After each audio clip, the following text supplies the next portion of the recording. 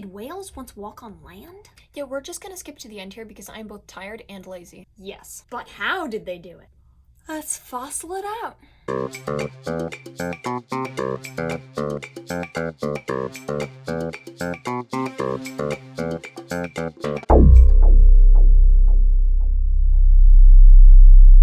Walking whales. Not the weirdest thing to grace the earth, believe it or not. There has been an aquatic walking worm, but that's another episode. For now, to understand how the heck you get from this to this, yes, these two are in fact related, we gotta go to the family tree. So right at the top here begins the era of Megafauna in the Paleocene and Eocene, the time when mammals basically exploded after the dinosaurs pieced out in a giant ball of fire about 60 million years ago. There were a ton of massive animals we now know are relatives of the whale. Mosasaurus, for example, who look an awful lot like a saber-toothed wolf, but share more relatives with a humpback.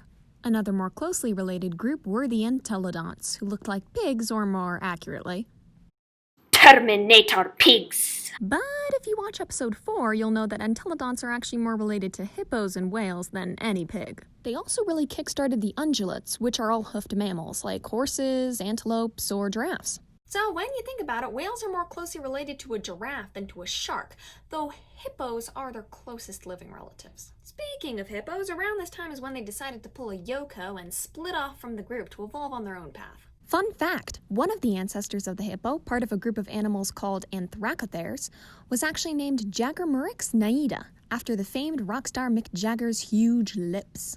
So moving on from these massively huge cousins, we get to the first illustrious ancestors of the whale, fated to produce the most massively huge, incredibly impressive group of animals, taking the title of most utterly enormous in the entire world. So without further ado, the first ancestor of the whale.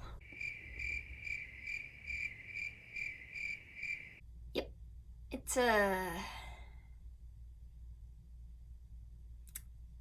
a mouse deer. Meet Indohyus, an itty-bitty mammal living around 50 million years ago who was the first evidence of the whale family taking to water. This little bean was a land mammal who had started to develop thicker bones, which act like ballast, which basically makes staying underwater easier, so it could spend more energy on swimming around. Paleontologists think that it probably dived into water to escape predators.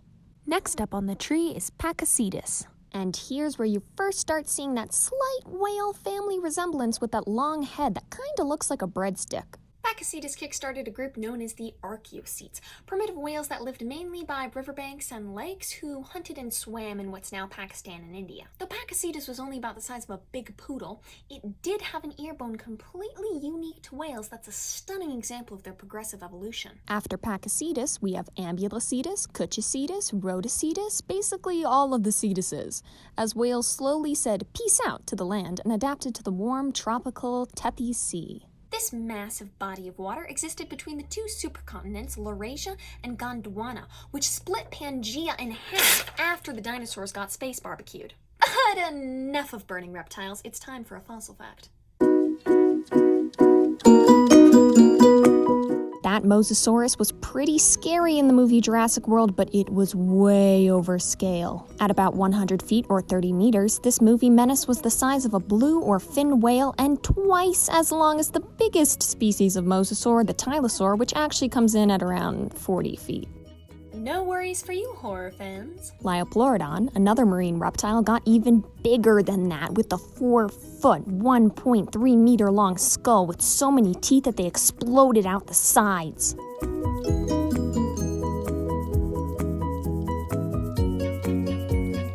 Now out of the sea finally swims something familiar.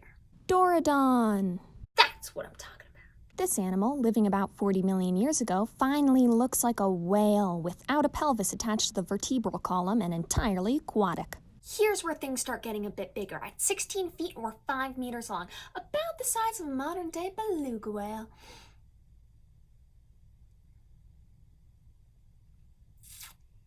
But even though Doradon was starting to get more on brand, it was still a heterodont, meaning that teeth in different parts of its mouth look different, like us humans.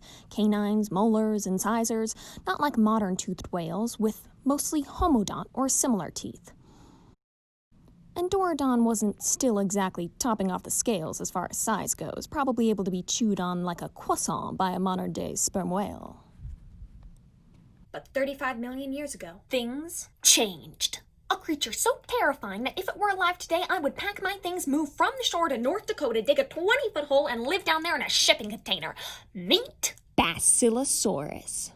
This incredible animal was 60 to 70 feet long at adulthood and 100% carnivorous. It lived in what's now North America, with some species excavated in Egypt. It had an asymmetrical skull, like many toothed whales today that use this for echolocation, but there's not enough evidence so far to definitively prove that Basilasaurus used this undersea party line.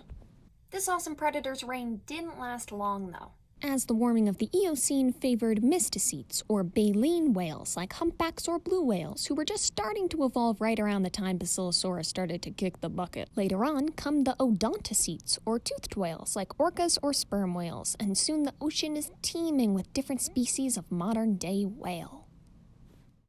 So there you have it, how you get from Bambi to Moby Dick and the story of walking whales. Hi, my name's Spike. Thank you for watching this ridiculous episode. If you enjoyed what you saw today, please like and subscribe. Ow!